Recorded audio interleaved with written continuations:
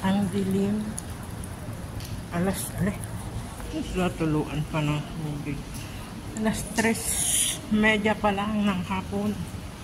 Pero yung paligid, parang gabi. Kasi naka-alert ng yellow ang ating panahon. Ang ulan pala. Ang ulan. Ayan matubig.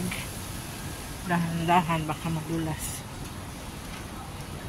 Mahirap na matumba, madulas. Ang elderly, baka ang buto. Ayan gabi na siya. Pero alas 3, wala pang alas 4 yan. Bibili lang naman ako ng ulo ng isda. Si Tomboy, kala mo naglilihi eh. Ang gusto pa yung ulo ng isda daw ang ulamin niya. I-steam. Tapos tofu. Kaya yan. Kahit na masama ang panahon, ako'y bumaba.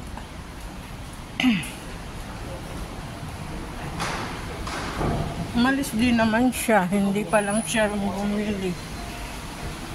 Kaya saan nagpunta yun? Tumaya na naman siguro ng yun, ng Mark 6.